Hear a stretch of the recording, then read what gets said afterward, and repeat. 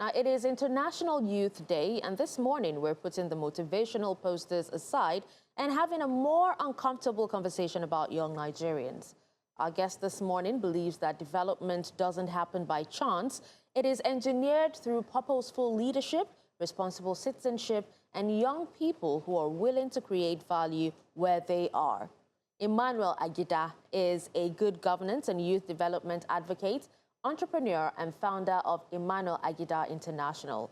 Through leadership development, governance advocacy, and youth empowerment initiatives, he has inspired thousands of young Africans to become solution providers rather than spectators. Now, his philosophy is simple but powerful, that a nation's greatest resource is not its natural wealth, but the quality of its people. Emmanuel Agida, welcome to Jasiri. It's good to have you. Thank you so much for having me. Yeah. It's nice being in your midst. Thank you. It's a pleasure. Thank you. All right, we'll just jump right into it, Emmanuel. We know that today is a very significant day for all the youths across the world. It's International Youth Day. So let's start, with the Nigerian youth as they are. Let's look at it. When you look at the Nigerian youth of today, what would you say gives you hope? And what concerns you the most? Thank you so much for such a great question. A pleasure to be here once again. When I see the Nigerian youth, I see resilience. I see a bright future for our nation and our continent. Of course, we know that the African continent currently has the largest population of young people in the entire world. About 60% of the world's youthful population are resided here in Africa. That poses a great potential for us. And by 2030, Africa would, boast the largest workforce in the entire world. And young people will be spearheading that development, that phase of the continent. So for me, I see the future of the world being redefined by young Nigerians. I see grit, I see energy, and I see the passion to pursue and to become the best versions of themselves. But then we also have challenges. Every time you have the positive, there's likely to be the negative sides of things. My concern is, the rising social construct, negative social construct that has, plagued the young people. We've seen young people's focus change over time. Some young people are no longer pursuing value, but are just chasing clouds. They're no longer pursuing positive influence, but are just craving for attention. So these are things we need to address. What kind of mindset does every young emerging leader needs to have to become progressive? Every leader is a function of the kind of mindset and thoughts that he or she possesses, the way they think, the way they react to issues. So as young people, we must now begin to place emphasis on our thought process, on our dispositions towards matter, the way we present ourselves in different cases, in matters and all of that. So that's my major concern for the African youth. But to cap it all, we are wonderful, we are amazing people, we are talented, we have the grit, we have the wisdom, we have the smartness to really go far and do better. So Emmanuel, when we look at this holistically and of course realistically, the United Nations is urging young people to take action within their local communities. In practical terms, as plain and as simple as it can be, what does local action look like for the average young Nigerian? So local action means providing solution to problems within your immediate community. We have problems across board, from poverty to education. How can young people now look at the SDGs and now begin to provide solutions in their immediate environment? That's something we have always done with our platforms. We also look at the most advanced nations in the world. We see how they engage their young people. They have programs, they have fellowships, they have platforms where young people come together, discuss about the future.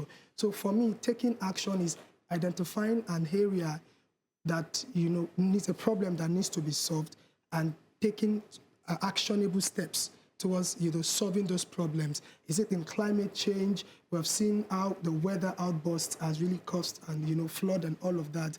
Is it in poverty? How can we reduce poverty? Are we talking about food security? Are we talking about agricultural development? So young people must now begin to identify key areas where we currently lack, sufficient solutions and provide those solutions to them. Likewise, we should also look at the opportunities that we have in Africa. As it stands, Africa has 60% of the world's arable land currently in Africa. Yeah. So it means there are more potentials for farming, there are more potentials for real estate. So young people must now begin to look inward, not just the challenges, look at the potentials in Nigeria and in Africa, and now begin to harness those potentials for growth. Would you then say that they are doing that? Because, I mean, you find an instance, you mentioned food scarcity and unemployment, but the First Lady said people should just make akara, because she identified the problem, but the solution wasn't necessarily a holistic solution that satisfied the average young Nigerian. So would you say all these points that you have mentioned, are they cultivating and taking advantage of that? Well, if I would I'll pick from the angle of the First Lady. I think every person has his or her own respective views. And for me, I personally do not align with that perspective. But in my own way, I'll speak, from my own lens as a young person. Today we'll be having a summit where we'll be bringing young persons together, and I've been doing this for half a decade, bringing young persons together across universities, and bringing them together at Oriental Hotels. There is so much prestige. Fortunately, she'll be one of the speakers. We're having speakers from, America, Italy, all coming to join us today for that conversation. So for me, I've contributed my quota. I also have many other young persons within my cycle that we are also trying to carry along in this whole process and in this entire journey to say, truly, we can identify a problem, start discussing about those problems, and then work towards the solution. Because discussions without actions don't really translate into results. So we have to discuss about those ideas, then come up with case studies, research analysis. How can we now better provide these solutions to solve the problems in our immediate communities and our country? So for me, I believe Nigerians are doing awesomely well. Like I said, when you have the good, you always have the bad. But in my own opinion, we have Nigerians who truly, if they are guided, if they are given the right mindset, if they are not just taught that quick money is the best way to advance in life, and the social construct also matters. Their environment, what they see, if they see people with flashy cars, and all of that, that's the immediate environment where they grow up in. But when we begin to change their mindset, you orientate them that, this can bring you quick money, but money does not equate sustainable value. But let me now ask you, because many young people believe unemployment is the alpha and the omega of all their problems. And I don't know whether it's something you agree with. Do you think that is the case, that unemployment is what young people don't have jobs? And if you don't believe, do you think there are deeper issues beyond that? Well, I think I agree, because statistics says the same thing, that, we have a large rate of unemployment in the country. We have a lot of young people with great potentials, academic potentials, skills, who are not, making good use of it. But I've worked with this philosophy over time. If the opportunities don't come, find a way to create them. I would have also sat down and, assumed that there are no opportunities, so then there's nothing to do. But I believe we can create those opportunities. If you're not given a seat at the table, bring your seat, create that seat, create the table, and have those conversations that can shape your future. So while we are aware of the challenges of unemployment, I believe that there are still potentials. If you can sit down, look deep into our innate abilities, our innate potentials, look deep into our environment. So like I've said earlier, solutions that we can provide, it will make the world a better place. And why I've also said this, I also want to call the government. It's a dual effort, both the private and the public sector. Let's also try to create jobs for a lot of young people so that they can be, positively engaged. Let's create more skills platform, talent platform. Let's have more fellowships where we can engage these young persons. Then if I would now speak on the deeper issues, I also believe that from analysis and statistics, we've also seen that there's been a decline in young people's ability to want to engage in skill. Like I still said earlier, it's still the idea of the social construct. People want to get rich faster. They want to really... So they don't want to put in the work. They don't want to put in the work. They just want to be on the spotlight. They want the fame without... And you can be famous and you have nothing upstairs. We've had issues with the Olodo uprising, where you see a lot of people with massive followings and they lack character. They lack depth, in-depth, and depthness and all of that. So these are things we should also address character, should address the social construct, should address the mindset shift, and many of these things would really cheer us towards progress. Now, I know you did say that the youth should also create opportunities for themselves, but there is a growing belief that the traditional 9-to-5, even though you did say that a lot of them are no longer interested in acquiring skills, but there's also a growing belief that the traditional 9-to-5 career path is no longer a route to success, right? And a lot of young people, still grew up believing that that is the only path to success. So has our definition of success changed? Well, for me, I think success is, in context, personalized. What is success to me may not be success to, but in the general sense, I believe that young people should not just, put their heads into one basket. They should get skills. The world is advancing. You look at the top 10 richest persons in the world, but 7 of them are into technology and AI. They are not just people who are in the 9-to-5 economy. They're people who are creating solutions, creating jobs for other people. So we should start looking at skill sets, the remote work economy, the tech economy, the AI, robotics, and all of these are massive potentials that young people can now begin to look into. And I would also say that, education, of course, because people believe when they leave school, they get a white-collar job, do the 9-to-5, and then they're tagged successful. You don't really need an academic degree. Why it is a plus, you don't need that to be successful. And we have seen case scenarios. Your intellectual capacity, your ability to manage situations, your ability to think deeply really is not tied to academic success. It's just this normal life skill set that every young person should develop. I became a youngest political appointee in Nigeria when I was just leaving secondary school. So for me, I don't think you should get into the university first before you start discovering your purpose, before you start engaging in positive things or start utilizing your time. You can do that anywhere, anytime as a young person. You just need to think deeply, find a path that you want to be in, and then start developing from there. I know, thank you very much for your submissions. You often speak about leadership, at least I know that about you, and nation building. You believe in Nigeria so much. Do you think Nigerian youth are being prepared to be leaders or simply employees? Because we have to just say this to them, because today is International Youth Day. We need to address something that affects them directly. Are they being trained to become leaders? Because I can give you myriads of examples of young people who have been given political appointments and they came back a massive disappointment. Okay, so let me jump on Lolo's question as well, because you said you'd served in political office. So how had that changed your view, or how did that amplify your view of leadership and skills and service as well? Okay. So in addition to Lolo's question. Thank you so much. That's a very beautiful question. I would pick from the angle where you said that are young people really prepared to be leaders or employees?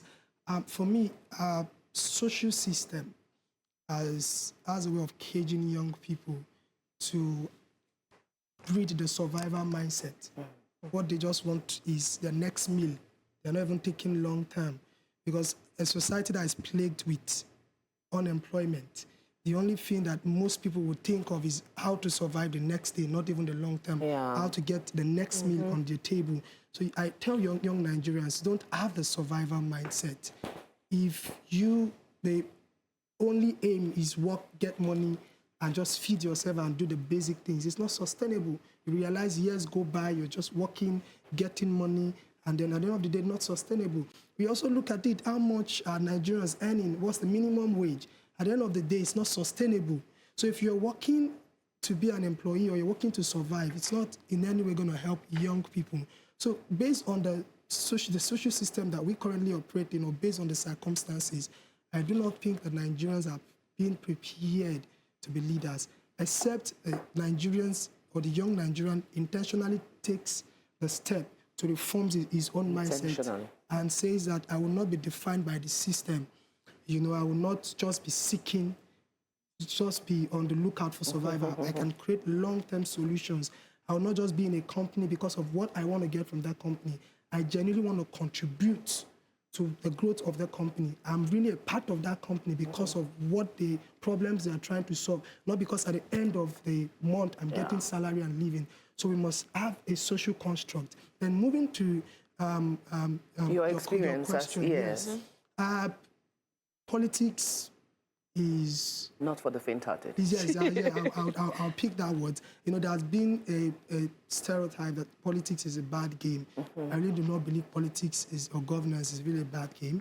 We only have good or bad politicians. You choose either of the sides you want to be in. It's very challenging. You have a lot of temptations, you have a lot of pressure because money is going on here and there. A government office is a position where people get to handle the resources of the nation, financial resources of the nation. It's more of a fiscal responsibility for the leader. So it's tempting for anybody, both the Nigerian and both the president and the citizen. Anyone can be under such temptation. But for me, I think what has really helped me and shaped my mindset is the intentionality to be different and to be an outstanding leader. I cannot be like the leaders I criticize. If I want to make the change, I have to be the change. I've studied the system and I've noticed the pattern. We have had leaders who, over time, have embezzled our money, who have neglected the will of the people in pursuit of personal interest and personal gains. And I said, if somebody has to change the problem, the person has to do it differently and has to think differently. So that was my mindset, even when I was opportune to serve in even such a little capacity, that when I was about leaving political office, many of the gadgets that were bought with the ministry and finance, I backed everything, put them in a letter and emailed every property of the ministry. And it's not common of Nigerians because I believe that the now is what defines the future. What I do now is what people will probably in the future remember me by. So no matter how little the position I served, I was intentional about building a different character and being different from the current set of leaders. Because if we really want the change in Nigeria, all right, Emmanuel, we have to do things differently. So let's quickly go on a quick break. We'll be back with this conversation shortly. Stay with us.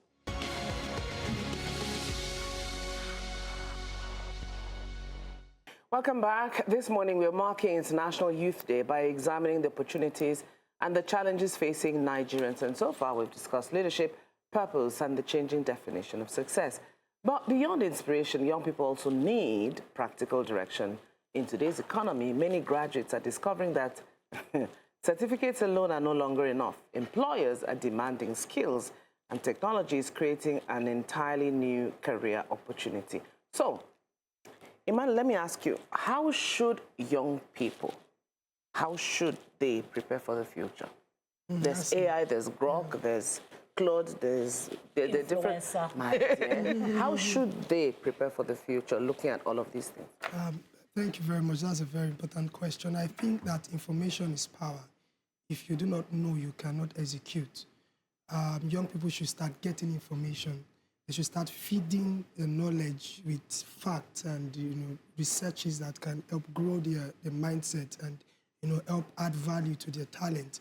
So for me, I believe that every young person should identify these trends, from AI to of course the tech is still AI, to robotics, to the remote economy and other aspects. They should identify and pick a source. How can I effectively use these tools to probably earn money or make life more better or sustainable for me?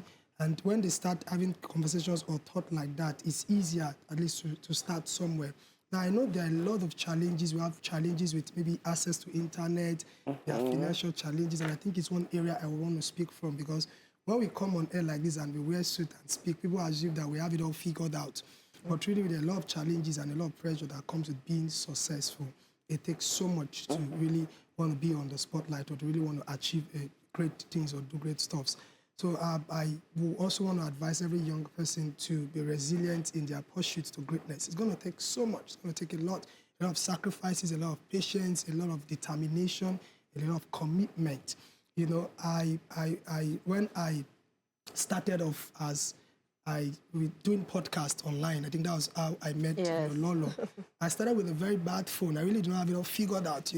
Whenever I was online, the phones will always go off, but I was resilient. So you will always not have it figured out from the beginning. Yeah. But the best thing is to start. You take a step, find a way, start with where you are.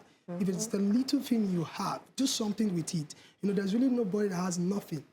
There's something in you that can be explored if you really think inwards and think deeply. Yeah. So these are my advices to young Nigerians. Then they should also have a total belief in themselves. You cannot really go far if you do not believe so much in yourself, because there will be discouragement along the way.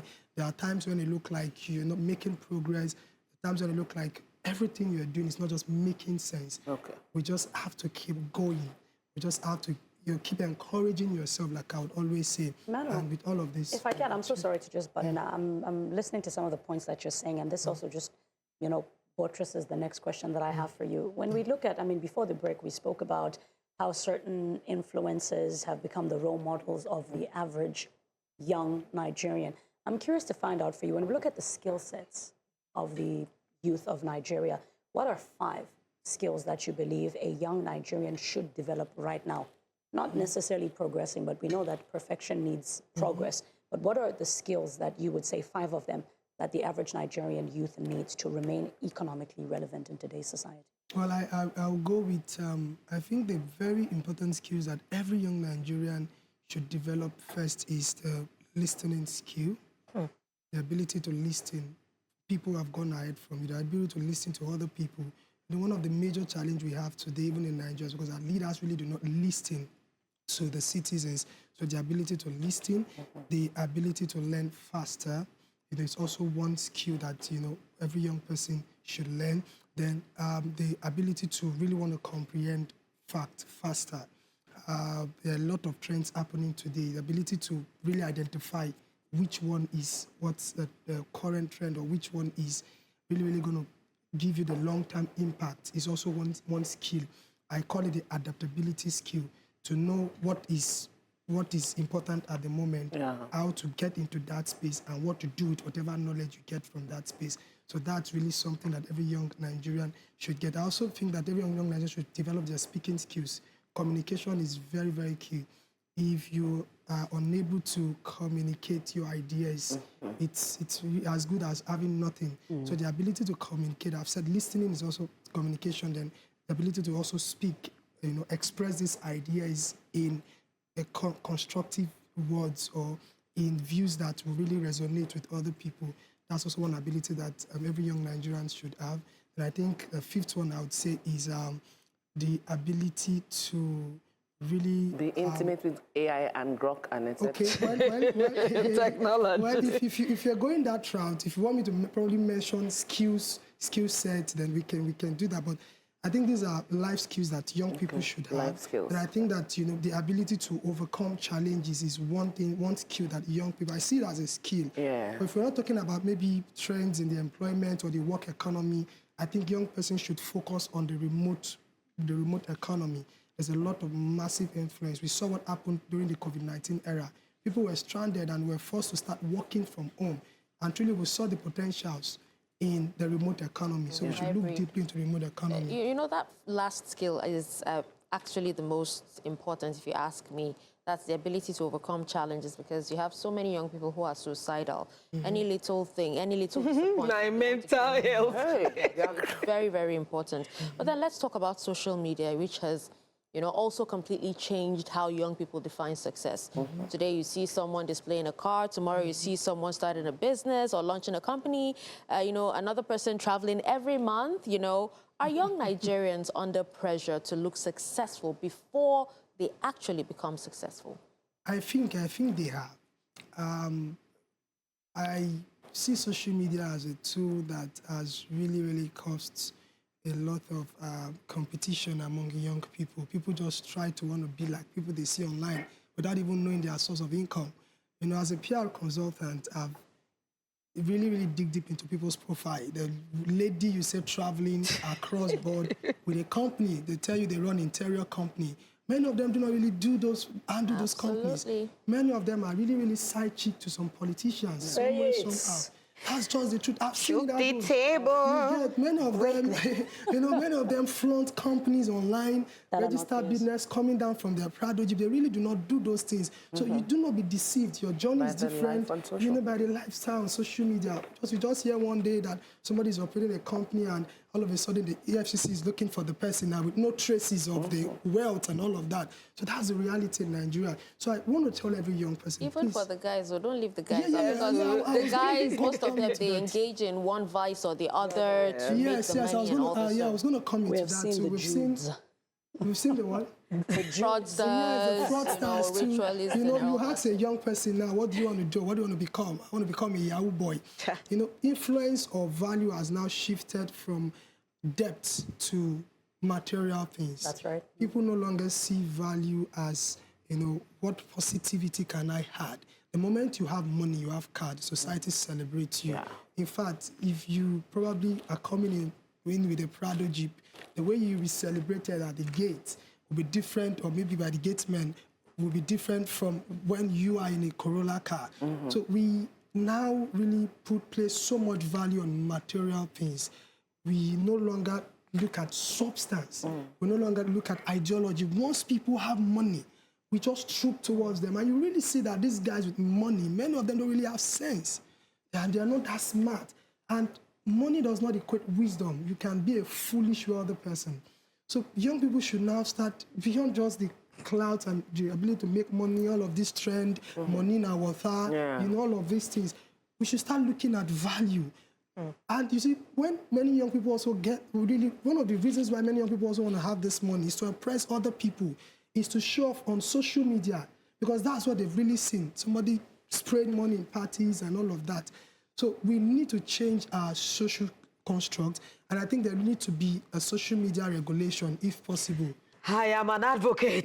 There needs to be a social media. You go to China, what the Chinese or the youth in China view in its TikTok is different from what they view in Nigeria or anywhere else. At some point, the United States President, Donald Trump, really wanted to ban, he even at some point banned TikTok, because he said what they project to their citizens, they are productive things, things on manufacturing, on construction. But when you come here, the algorithm is feeding young people with just clouds. You just want to be on the net. Okay, so pin it there. Let me before we let you go, because time is running past us. It's running faster than its shadow.